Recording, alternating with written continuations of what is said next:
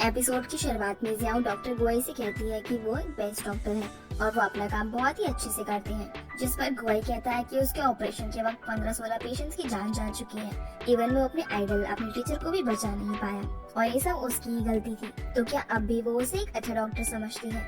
उसकी ये बातें सुनकर जियाओ से कहती है कि जब कोई भी बीमार होता है तो वो या उसके जैसे नॉर्मल लोग बस सिंपैथी दिखा सकते हैं, लेकिन एक डॉक्टर ही है जो सबसे पहले ये सोचता है कि क्या वो उस पेशेंट को ठीक कर सकता है और बहुत सीरियस केस होने पर वो सोचता है कि क्या वो उन्हें बचा सकता है। अगर पेशेंट की जान बच जाती है तो डॉक्टर ने अपनी ड्यूटी निभाई है, लेकिन अगर पेशेंट की जान नहीं बचती तब भी डॉक्टर ने अपनी ड्यूटी निभाई है, क्योंकि जो होना होता है उसे कोई भी बदल नहीं सकता, लेकिन डॉक्टर्स किसी को बचाने की कोशिश जरूर करते हैं। गुआई जियाओ की बातों को सुनकर उससे कहता है कि बहुत लोगों ने उसे इस मैटर पर बात कर सिंपैथी दिखाई है, पर वो पहली एक इंसान है जो इस सिचुएशन को इतने अच्छे से डिफाइन कर पा रही है और उसे कंसोल करने के बजाय सच्चाई दिखाने की कोशिश कर रही है। जियाओ उसकी बातों को सुनकर खुद की तारीफ करते हुए कहती है कि वो है ही स्पेशल।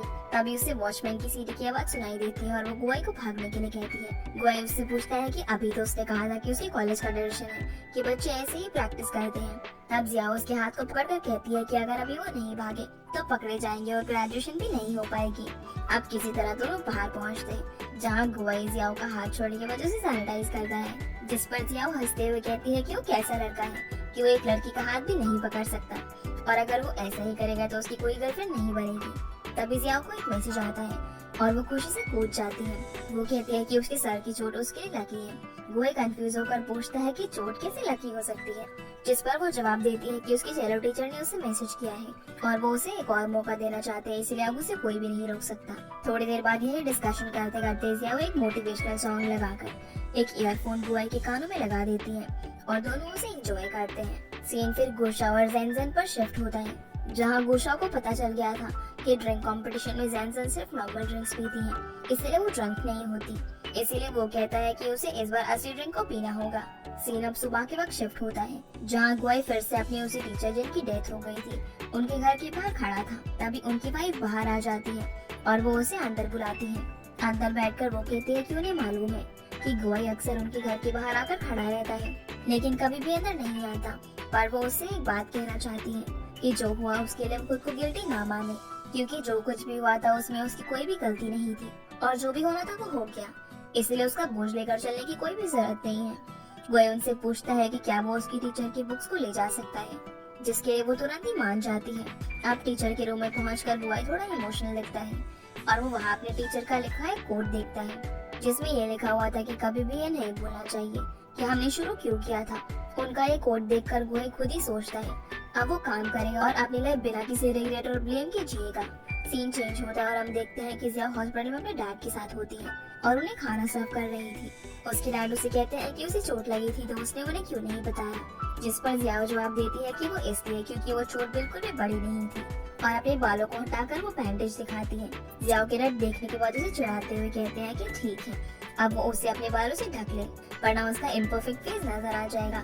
जिया भी चिढ़ते हुए कहती है कि वो कह रहे हैं कि उसका फेस इम्परफेक्ट है, जबकि उसे ये फेस उनसे ही मिला है क्योंकि उनके जीन्स ही उसके अंदर है। जिस पर उसके डैड कहते हैं कि फिर वो ये कैसे बोल सकती है कि उसके फेस की जो अच्छी चीज है, जो कि उसका डिम्पल है, वो भी उसे उन्हीं से मिला है। जिस पर वो हंसते हुए कहती है कि उसे मालूम है। तभी वहाँ पर गुआई आ जाता है जो कि चियो को चेक करने आया था। फिर वो जियाओ को इशारों में बाहर आने के लिए कहता है। बाहर आने के बाद वो उसे उसकी चोट के बारे में पूछता है, जहाँ जिया उसे कहती है कि उसे कुछ नहीं हुआ, वो बस छोटी सी चोट है और वो रफ और टफ लड़की है। उसकी बातें सुनकर गुआई स्माइल करने लगता है, तो जिया उससे पूछती है कि क्या वो उसे अपने चेलो कॉन्सर्ट में बुला सकती है, जिस पर वो कहता है कि वो जरूर आएगा, लेकिन उसे भी अपने स्टेजेस को खुलवाने आना होगा और दोनों इस डील पर एग्री कर जाते हैं। फिर गुआई कुछ सोचने के बाद जिया उसे कहता है कि अब वो उसके डैड का ऑपरेशन करेगा और उसे अपना हाथ टेस्ट करने के लिए देता है, जिसे छूकर जिया को एहसास होता है कि अब उसके हाथ का कांपना बहुत ही कम हो चुका है। गुआई कहता है कि वो बहुत दिनों से ये चेंजेस महसूस कर रहा है और इसीलिए वो उसके डैड को ऑपरेशन करेगा। जिया उसे थैंक्स कहते हुए बताती है कि इस बात से वो बहुत ही खुश है और कहती है कि वो अपने डैड को उनके भरोसे छोड़ रही है, उसे उन पर पूरा भरोसा है। गुआई ये सुनकर स्माइल करने लगता है और फिर थोड़ा सीरियस होकर कहता है कि उसकी डैड की कैंसर की सर्जरी है, इसीलिए उसमें रिस्क तो है ही, लेकिन वो अपनी पूरी कोशिश करेगा। जिस पर जियाओ भी उसे एक रिएश्योरिंग स्माइल देती है, लेकिन वो दोनों ये नोटिस करते हैं कि जियाओ के डैड ने सब कुछ सुन लिया है और अब उन्हें भी पता है कि उन्हें कैंसर है। अब रात में हम जियाओ के डैड को देखते हैं जहाँ वो जिया और अपनी वाइफ को अपने रूम में ना पाकर पैनिक करने लगते हैं कि तभी दोनों अंदर आ जाते हैं। वो उन दोनों से रूडली कहते हैं कि वो दोनों कहाँ चले गए थे और अगर उन्हें कुछ हो जाता तो, और क्या वो दोनों उनके साथ हॉस्पिटल में रहकर थक गए हैं, इसीलिए अगर ऐसा है तो वो लोग जा सकते हैं। जिस पर जियाओ की मम्मी ने कहती है कि वो ऐसा क्यों सोच रहे हैं, वो तो बस बाहर गए थे और जियाओ ने उनके लिए सूप बनाया है। लेकिन जियाओ के डैड उस सूप को फेंक देते हैं और उन दोनों को बाहर जाने के लिए कहते हैं और खुद सिकुड़ कर बेड पर लेट जाते हैं। जियाओ की मॉम उससे उसकी डैड की बातों का बुरा ना मानने को कहती है, जिस पर जियाओ कहती है कि ऐसा कुछ नहीं है। अब उसकी मॉम यहाँ पर शक करने लगती है कि कहीं उसकी डैड को सब कुछ पता तो नहीं चल गया, लेकिन जियाओ इस बात से इनकार करती है क्योंकि उसने खुद ही सभी डॉक्टर्स और हॉस्पिटल के स्टाफ को उन्हें कुछ भी बताने से मना किया था। सीन चेंज होता है जहाँ पर गोशा गुआई से कहती कि उसे घर गए हुए काफी दिन हो गए हैं। उसकी मॉम यानी कि उसकी आंटी अब उसे जान से मार देगी अगर वो उन्हें घर लेकर नहीं गया तो। उसकी ये ड्रामेबाज हरकतें देखकर गुआई कहता है कि वो 2 मिनट रुके, वो चेंज कर ले फिर चलेंगे। अब सीन वापस से शिफ्ट होता है जिया और उसकी फैमिली पर, जहाँ सभी उसके डैड के पास होते हैं। तभी एक नर्स आकर जियाओ की मॉम को ऑपरेशन के लिए कुछ बात करने के लिए बुलाती है और जियाओ के डैड उसे भी जाने के लिए कहते हैं। उन दोनों के जाने के बाद वो वहाँ से भागने के लिए प्लानिंग करने लगते हैं और चियो को भी चुप रहने को कहते हैं। सीन डॉक्टर गुआई पर शिफ्ट होता है जहाँ पहले से ही डॉक्टर गाओशी थी, पर गुआई की मॉम उसे पसंद करती है और चाहती है कि वही उनकी डॉटर इन लॉ बने। असल में गुआई की मॉम और डैड दोनों ही डॉक्टर थे और वो गुआई की वाइफ भी डॉक्टर ही एक्सपेक्ट करते थे। दूसरी तरफ हॉस्पिटल में जब जिया और उसकी मॉम रूम में वापस आते हैं तो उन्हें उनके डैड वहाँ पर नहीं मिलते और बैंक के पासवर्ड उन्होंने एक पेपर पर लिखकर वहीं पर छोड़ रखा था। जिया पूछती है कि इसका मतलब क्या हो सकता है और दोनों ये कंक्लूड करते हैं कि शायद उन्हें सब कुछ पता चल चुका है। जब वो लोग चियो से पूछते हैं तो वो कहता है कि वो तो यहाँ से चले गए और उन्होंने उसे चुप भी रहने को कहा था। वहीं डिनर के वक्त भी गुआई की मॉम अपनी बातों से गुआई को ये कहने की कोशिश कर रही थी कि वो गुशाओ को अपनी गर्लफ्रेंड और फिर वाइफ कंसीडर कर ले, लेकिन गुआई को इसमें कोई भी इंटरेस्ट नहीं था। तभी उन्हें जियाओ का कॉल आता है जो परेशान होकर कहती है कि उसके डैड कहीं पर चले गए हैं और मिल नहीं रहे। ये सुनकर गोई उसे पैनिक ना करने के लिए कहता है और सीसीटीवी चेक करवाता है। इसके बाद गोई और गोशाओ दोनों ही डिनर बीच में छोड़कर हॉस्पिटल भागते हैं। हॉस्पिटल में गोई जियाओ से मिलता है और फिर उसे पता चलता है कि सबने पूरा हॉस्पिटल छान मारा, लेकिन मिस्टर लिन कहीं पर भी नहीं मिले। सिक्योरिटी कैमरा में दिख रहा होता है कि वो बाहर गए हैं, लेकिन कहाँ ये किसी को समझ में नहीं आ रहा था। अब जियाओ की मॉम घर जाकर देखने की बात कहती है और जियाओ बाहर ढूंढने की। फिर दोनों अपने अपने रास्ते चले जाते हैं। बाहर जियाओ कैब का वेट कर रही थी। तभी वहाँ पर गोई अपनी कार लेकर आता है और उसे बैठने को कहता है। कार में जियाओ से सॉरी कहती है कि उसकी वजह से उन्हें परेशान होना पड़ रहा है, जिस पर गोई उसे अश्योर करता है कि ऐसा कुछ भी नहीं है, मिस्टर लिन उसके भी पेशेंट है। अब थोड़ी दूर जाकर जियाओ का अपने स्टमक में बहुत तेज दर्द होता है।